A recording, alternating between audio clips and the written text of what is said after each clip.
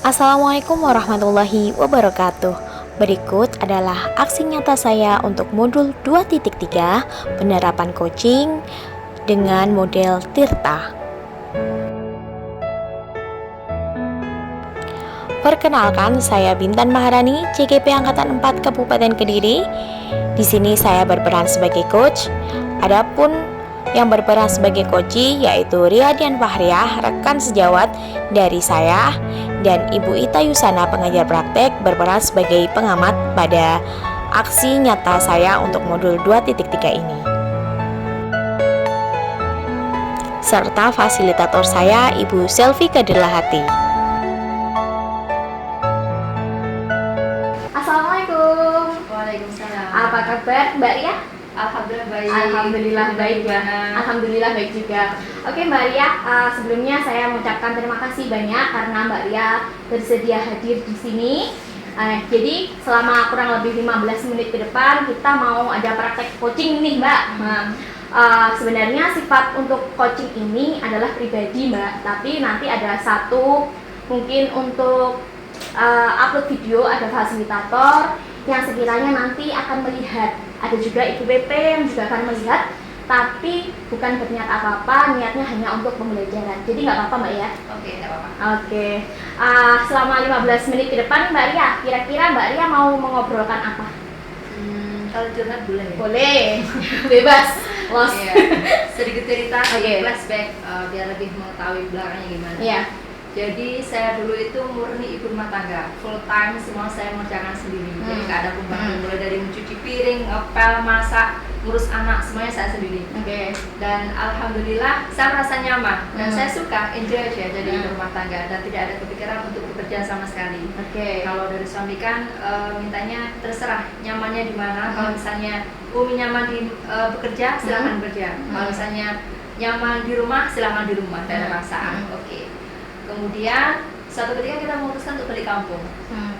Ketika balik kampung, kebetulan rumah saya itu berada di kompleks sekolahan, kita punya yayasan, dan saya merasa merasa sebagai bagian atau anggota keluarga yayasan. Mungkin memang anggota keluarga yayasan ya. Bukan Terus mungkin kemudian, ya, iya. Kemudian ibu saya meminta, ayo gabung di Ar-Rahmah. Biasanya kan Ar-Rahmah namanya. Suami saya juga gitu. Ayo Umi, kalau kita berada di kompleks sekolah, kalau kamu tidak bekerja di Ar-Rahmah, saya bekerja di Ar-Rahmah. Nah suami saya kan sudah bekerja, tidak mungkin dia akan bekerja di Ar-Rahmah. Akhirnya saya teruskan, aduh berat rasanya saya biasa di rumah, sekarang saya harus bekerja. Dan itu pun permintaan ibu dan suami saya, mau nggak mau, oke lah saya manut, saya jalani aja. Jadi saya saya mau bergabung di Ar-Rahmah. Saya cuma minta jam ngajar aja 2 jam aja seminggu. Jadi waktu saya lebih banyak nanti di rumah daripada di sekolah. Kalau ngajar kan 2 jam seminggu kan masih punya banyak waktu di rumah. Kemudian setelah saya diterima di SMK, saya terima untuk sebagai guru pengajar. Ada tambahan baru sebagai bendahara sekolah.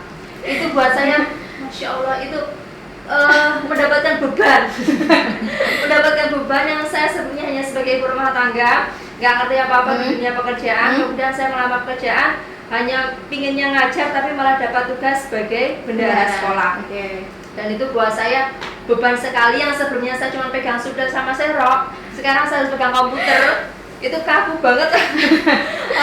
harus menghitung keuangan sekolah yang nominalnya ratusan juta ya. Jadi buat saya merasa terbebani dan tidak nyaman dan merasa tertekan, merasa nggak enak aja bekerja. Yang sebelumnya merasa di zona nyaman di rumah, kemudian harus bekerja dan waktu saya dengan keluarga harus berkurang, dan waktu saya di sekolah dengan banyak pekerjaan yang seabrek, apalagi tugas bendahara berat ya. Jadi ini saya bisa mengambil kesimpulan nih bahwasanya tadi Mbak Ria pengennya kita ngobrolin tentang jamnya Mbak Ria yang sudah mulai bergeser atau mungkin berubah 180 derajat ya Mbak ya. Mulai dari dulu yang misalkan hanya bekerja sebagai ibu rumah tangga saja, kemudian sudah beralih lagi sekarang lebih ada tambahan lagi sebagai guru terus bendahara sekolah. iya, dan merasa agak tertekan juga tadi karena terpaksa ya Iya, permintaan terpaksa. dari suami dan orang tua. Apalagi bendahara ya. Bendahara itu kalau masuk itu harus sebelum siswa masuk. Karena kita siap-siap nanti kalau Oke. ada siswa bayar sebelum Oke. jam pelajaran. Pulangnya pun juga harus nunggu siswa pulang. Oke. Dan kadang-kadang harus sampai sore kita mau kalkulasi penerimaan dan pengeluaran itu sampai sore, jadi nyampe di rumah itu sudah capek, jadi waktunya kalau buat anak-anak itu sudah nggak ada. Udah capek, mau tiduran aja. Mau Gitu ya. tiduran santuy aja di rumah. Paham sih ya, maksudnya bedanya itu tadi ya. Terus seperti ini. Kemudian Mbak, kalau saya lihat dari sini juga, ini kan topiknya terlalu lebar nih Mbak ya. Kalau Mbak ceritakan dari awal tadi, kalau bisa dipersempit nih Mbak, sebenarnya untuk tujuan akhir Mbak Ria ngobrol dengan saya pada kesempatan kali ini tuh, Mbak Ria tuh pengennya kayak gimana sih? Atau mungkin dari hasil percakapan di akhir ini itu pengennya dapat apa gitu? Saya pingin nyaman aja, pingin nyaman bekerja tanpa saya harus mengurangi waktu saya dengan keluarga. Jadi gimana ya biar bisa seimbang aja saya di dunia pekerjaan saya dengan kehidupan saya berumah tangga, waktu saya dengan suami dan anak-anak nggak terganggu dengan pekerjaan kayak gitu. Oh gitu. Jadi Mbak Maria nanti pada akhirnya pengennya apa nih?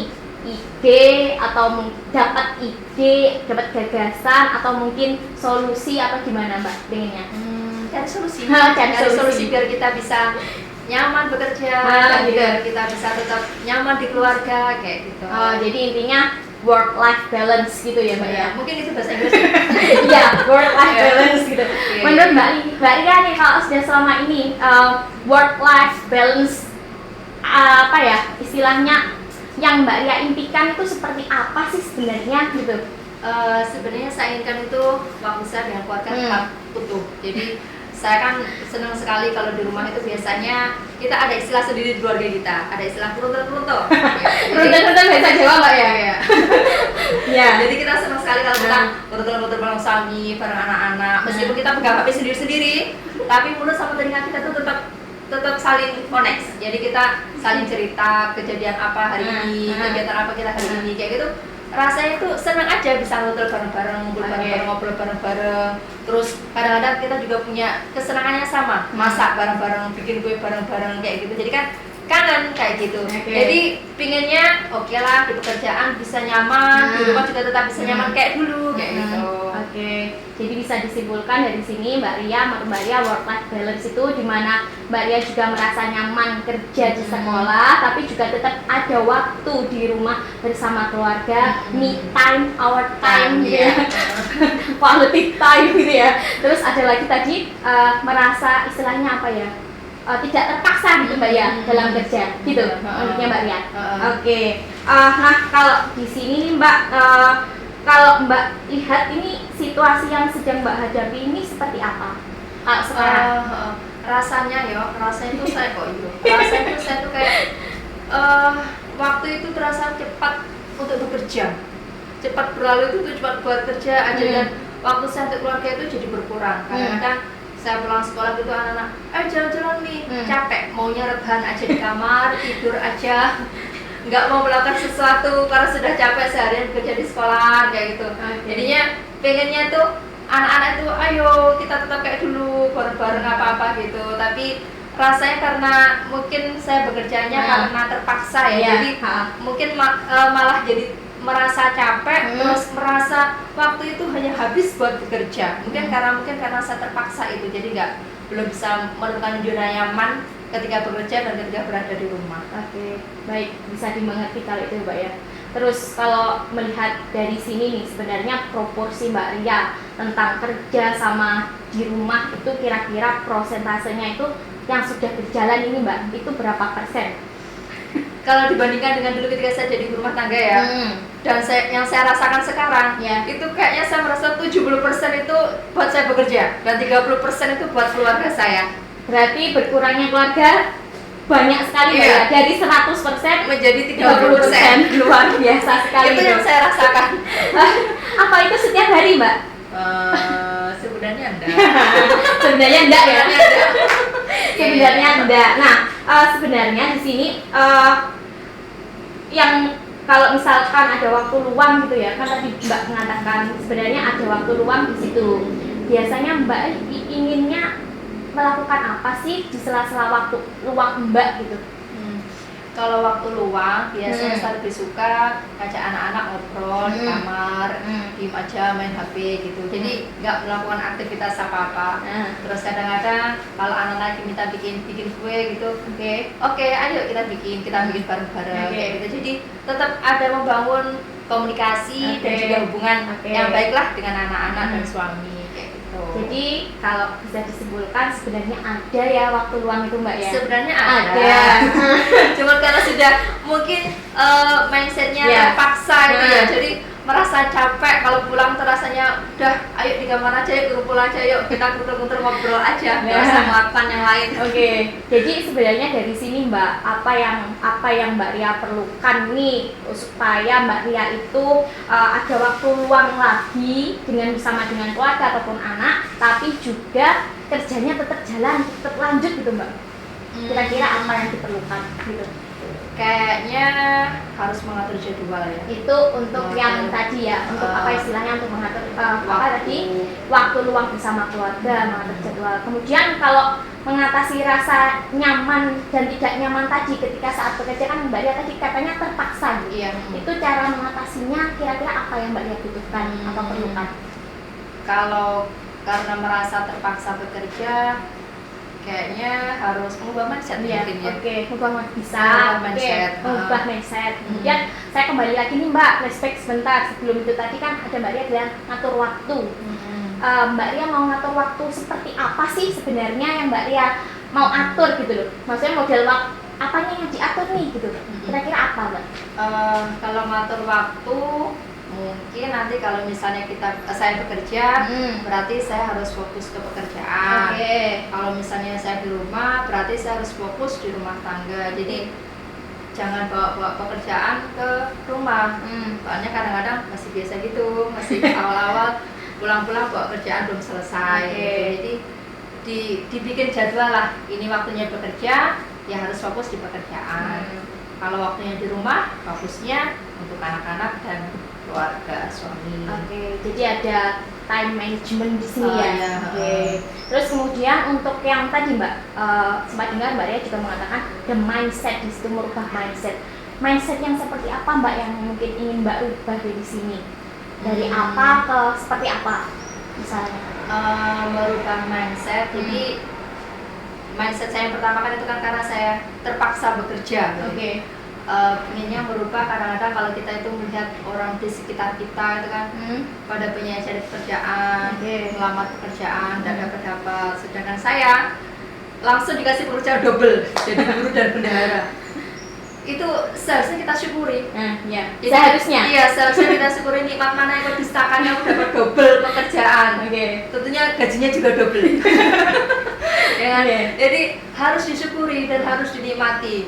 Jadi mindset kita dari yang awalnya terpaksa, jadi kita rubah ya terpaksa karena ibu dan suami, kita rubah menjadi lillah karena Allah, semuanya karena Allah. Oke, keren sekali sih Mbak. Terus yang mau saya tanyakan lagi nih Mbak, kira-kira dari yang Mbak Ria berencana tadi mau mengubah mindset, membuat jadwal untuk time management gitu ya, itu ada nggak kira-kira apa yang bisa membantu atau siapa Mbak yang bisa membantu Mbak untuk mewujudkan itu semua tadi Mbak? Kalau siapa, kayaknya cuma saya yang bisa berubah diri saya sendiri. Cuma Mbak Ria ya bisa? Saya Oke. bisa berubah pola pikir saya, Oke. yang berubah masa saya, berarti yang bisa membantu ya diri saya sendiri. Tidak ada orang lain ya? Kayaknya. Kayaknya ada yang Oke, tidak ada orang yang lain berarti Mbak Ria yang harus Iya, mampu merubah merubah diri saya sendiri. Oke. Iya. Untuk merubah mindset tentunya Mbak nanti pasti membutuhkan waktu yang agak lama ya, nggak langsung instan satu hari jadi gitu ya. Nah, kemudian Mbak kalau bisa lihat di sini tadi dari penjelasan Mbak Ria nih, sebagai tindak lanjut Mbak Ria ke depannya, katakanlah 1 minggu atau 2 minggu ke depan sesudah Mbak Ria kembali bekerja, bukan 1 minggu 2 minggu besok sudah kembali ya Mbak. Nah, itu apa yang akan Mbak Ria lakukan dan itu berbeda dari sebelumnya? Iya, besok sudah mulai bekerja kembali ke rutinitas pekerjaan. Iya. Harus berubah. Oke. berubah dari terpaksa harus lebih enjoy karena semuanya serba karena Allah ya kan? Jadi harus lebih dinikmati, lebih disyukuri, punya pekerjaan Gitu ya, ubah mindset. Iya. Terus untuk yang Jadi, tadi dan mulai besok harus bisa mengatur jadwal, mengatur waktu ketika kita di sekolah, fokus ke sekolah, ketika di rumah fokus urusan rumah tangga. Oke, super sekali. Nanti saya cek-cek ya. Sudah ada perubahan apa belum gitu ya? Enggak, kebetulan kan Mbak Ria kan rumahnya nggak jauh dari sekolah, jadi mungkin bisa tanya anaknya misalkan sudah mulai tem apa belum gitu ya. Sebagai bahan evaluasi saja. Ya, ini sudah masuk ke sesi akhir nih Mbak, karena kita obrolannya nggak kerasa sudah lumayan lama. Pada akhir kesempatan ini saya pengen satu saja sebenarnya, dari bukan solusi sih sebenarnya, dari obrolan kita pada kesempatan kali ini nih, Mbak Ria bisa nggak narik satu benang lurus untuk kesimpulan kira-kira apa sih nanti yang Mbak Ria akan dapat dan Mbak Ria bawa pulang dalam 1 atau 2 kalimat saja Mbak kira-kira.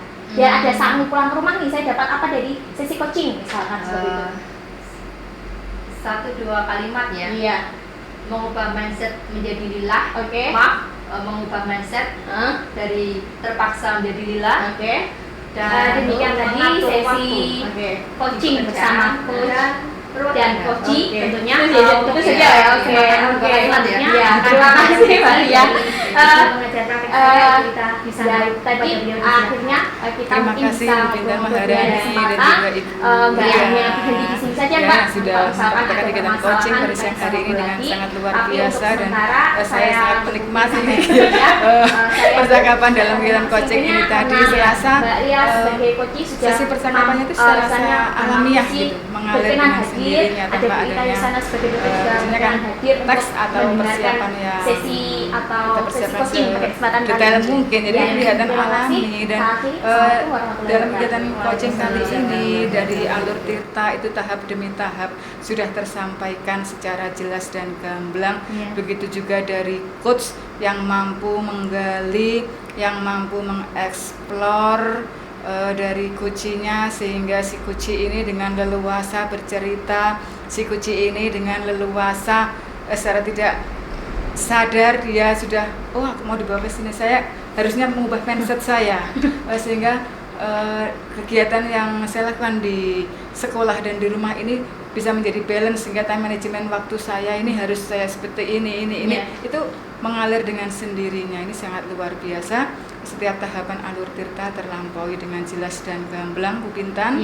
Nah ini bagus sekali Bu Bintan, ini terus diasah, terus dipraktekkan dalam lingkup sekolahan ya. Ini juga dalam kegiatan pembelajaran di kelas Bu Bintan. Nah, seperti itu Bu Bintan. Dan Bu Bintan di sini sebagai peran sebagai coachnya ini sudah lihai sekali menggiring si kuci ini menuju tahap demi tahap sampai pada tahap komitmen atau tanggung jawab di akhir sesi Alur Tirta ini tadi. Seperti itu Bu. Tadi sebenarnya dadakan loh Bu. Gitu ya. Iya, Bu Ita pengennya hari ini jadi satu udah gitu. Ya akhirnya dadak comot gitu saja. Gitu, ya. Berarti serasa alamiahnya tadi saya menikmati. Saya mendengarkan, saya mendengar setia dari apa yang disampaikan oleh Bu Ria, pengalaman sebagai ibu rumah tangga sampai dipaksa keluarga bekerja di sini. Ini sangat luar biasa di sini Bu Bintan. Nah, yang saya rasakan setelah mengikuti atau mengamati, menyimak kegiatan sesi coaching yang disampaikan oleh Bu Bintan bersama Ibu Ria, ini tadi sudah benar-benar sudah bagus sekali menurut saya dan sudah sesuai dengan alur tahapan Tirta.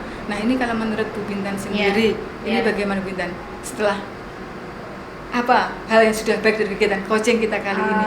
Coaching Bu Bintan bersama Bu Ria maksud saya. Dari sini saya bisa menggarisbawahi bahwa saya letak berhasil atau tidaknya coaching itu ya antara apa ya istilahnya, dari hati ke hati dulu. Kalau kita tanam misalkan kita mau ngajak anak atau mungkin rekan sejawat ngobrol tapi kitanya tidak enak atau tidak welcome gitu, pasti mereka merasa minder atau mungkin tidak mau membuka istilahnya membuat nyaman untuk bercerita. Seperti itu. Jadi yang pertama tidak usah kemana-mana, ya kitanya saja dulu yang berubah. Bagaimana kita itu bisa membuat orang lain itu merasa nyaman ketika mau bercerita dengan kita, seperti itu. Makanya ketika tempat curhat yang nyaman gitu iya ya. seperti itu. Kadang kan kalau misalkan ada Bu sebenarnya coachingnya itu pinter dalam ngobrol, tapi kitanya juga kurang apa ya, mengimbangi. Jadi akhirnya nanti istilahnya kurang efektif lah untuk coaching yang seperti itu. Jadi ya misalkan ketemu sama coaching yang super duper cerewet seperti Buria gini, berarti saya juga harus mengimbangi. Oh ya, meskipun saya sebenarnya juga cerewet. Jadi saya cuma bagaimana cara mendengarkan yang baik. Kalau Buria yang ngomong, saya juga ikut ngomong, kan nanti tabrak terus. Loh, kan aku yang cipta, kenapa jadi coachnya yang ngobrol gitu. Jadi saya imbangi saja beliau. Kalau si kucingnya pendiam dan tertutup, ini bagaimana kita menggali, mengeksplor, memberi rangsangan, seperti itu. Sehingga dengan nyaman dia mampu bercerita secara terbuka. Jadi kita harus bisa melihat sikon ya Bu Bintan ya. Iya. Nah dari sini untuk kedepannya untuk kegiatan coaching ini mungkin dari Bu Bintan tadi berperan sebagai coachnya. Di sini mungkin ada hal yang masih perlu ditingkatkan lagi. Ya jelas. Kalau beberapa kali, kalau prakteknya hanya 1 kali, 2 kali itu kurang jam terbang Bu. Karena kita butuh keterampilan untuk berkomunikasi. Betul. Bagaimana keterampilan itu diasah ya harus learning by doing gitu. Nah mungkin satu ini selesai hanya berapa persen, bisa meningkat sampai nanti akhirnya bisa istilahnya sesi coachnya berhasil 100% seperti itu. Tentunya solusinya bukan dari si coach, tapi bagaimana si coach itu nanti bisa menemukan solusinya sendiri. Betul. Curhat saja ini. Dan ke depan ini untuk mengasah untuk mengasah keterampilan kita dalam kegiatan coaching ini bisa diterapkan di lingkup sekolah dan juga di lingkup pembelajaran di kelas kita ya Bu Bintan Karena hal ini juga sangat bermanfaat bagi siswa-siswi kita di dalam menyelesaikan permasalahan yang mereka hadapi untuk menyelesaikan kendala apa atau kesulitan apa yang mereka hadapi sesuai dengan potensi yang dimiliki oleh anak didik kita masing-masing seperti itu ya Bu Bintan Sebenarnya kalau saya boleh katakan Bu Lita, ini ada sinergi dengan modul-modul sebelumnya, misalkan dari komunitas praktisi itu juga ada. Kan kalau komunitas praktisi itu lebih ke bagaimana tujuan apa istilahnya menangani masalah anak-anak. Kalau misalkan kita sebagai coach bisa menangani masalah anak, misalkan sudah tuntas masalahnya, oh anak ini seperti ini loh pengennya, semua guru saja diterapkan ini, si anak ini pengennya seperti ini. Misalkan anak itu bermasalah di guru lain, kan saling bersinergi antara coach misalkan dengan apa tadi komunitas praktisi sendiri. Nah, dan coachingnya juga luar biasa sekali ya. Gimana Bu Ria, bisa disampaikan perasaannya setelah mengikuti kegiatan coaching kita bersama Bu Bintan? Alhamdulillah merasa nyaman karena saya bukan tipe orang yang terbuka ya. Saya bisa menceritakan apa isi hati saya, dan nggak semua orang tahu. Dan ini real ya? Real. Ketika saya permasalahan yang memang dihadapi benar-benar ya? Iya. Ketika saya bekerja pun tidak ada orang mengira kalau saya nggak nyaman bekerja. Karena mereka selalu orang yang melihat saya, wah semuanya ya sekarang sudah bekerja, enjoy. Mereka nggak tahu sebenarnya saya seperti apa. Padahal saya beban. Dan alhamdulillah tadi sudah bercerita sama Bu Bintan, rasanya enak, nyaman. Pulang enggak? Ada 2 kalimat tadi ya yang perlu diterapkan untuk besok-besok lagi. Nanti yang perlu harus ditindaklanjuti sampai rumah nanti. Dan biar tambah sibuk lagi ini perlu direkomendasikan untuk mengikuti guru penggerak. Belum ini Bu. Oh gitu ya, masa kerja belum ya? Baru dipaksa. Gitu. Berarti tadi cerita pengalaman ini memang iya Bu. Ini nasihat penting ini. Belum, oh gitu. Saya kira sudah beberapa tahun yang lalu baru gitu. Karena masalahnya kan masih diangkat. Iya. Oke, terima kasih. Terima kasih Bu Bintan dan juga Bu Ria yang sudah melakukan kegiatan praktek coaching kali ini dengan sangat luar biasa sesuai dengan tahapan pada alur Tirta, dan saya sebagai penyimak atau pendamping kali ini benar-benar menikmati apa yang penjenengan praktekkan dari sesi kegiatan coaching kita kali ini. Dan Bu Bintan, perasaannya bagaimana setelah kegiatan praktek ini selesai? Sama sih sebenarnya, sama dengan kondisi saya plong. Gitu ya? Kalau di coaching itu mengatasi masalah tanpa solusinya. Maksudnya bukan solusinya, bukan dari si coach gitu ya Bu ya. Sehingga tugas-tugas yang di LMS ini secara langsung kita juga sudah menyelesaikan dan menuntaskannya tanpa membuat pekerjaan kita tertumpuk-tumpuk. Seperti itu ya Bu Bintan ya. Sekian dari saya Bu Bintan. Semangat lagi dan terus mengasah kemampuan dalam praktek coaching bisa diterapkan di pembelajaran di kelas bersama anak-anak. Iya, iya. Demikian tadi praktek coaching saya bersama pengajar praktek Ibu Ida Yusana dan saya sendiri Intan Maharani, CGP Angkatan 4 Kabupaten Kediri, dan coach saya Mbak Ria Dian Fahriah. Saya dan teman-teman undur diri. Wabillahi taufiq wal hidayah. Wassalamualaikum warahmatullahi wabarakatuh. Waalaikumsalam warahmatullahi wabarakatuh. Pak Yasin juga sudah bergumul. Pak Yasin. Pokoknya gak suwe kok Pak Yasin. Yasin, silakan ya. Ya. Oh, alah Mbak Ria barusan. Iya, baru. Harus tak suruh ikut manu ya. Kalau nggak salah baru September saya Bu. September Oktober Februari baru 7 bulan. Ini masih penyesuaian Bu Ita.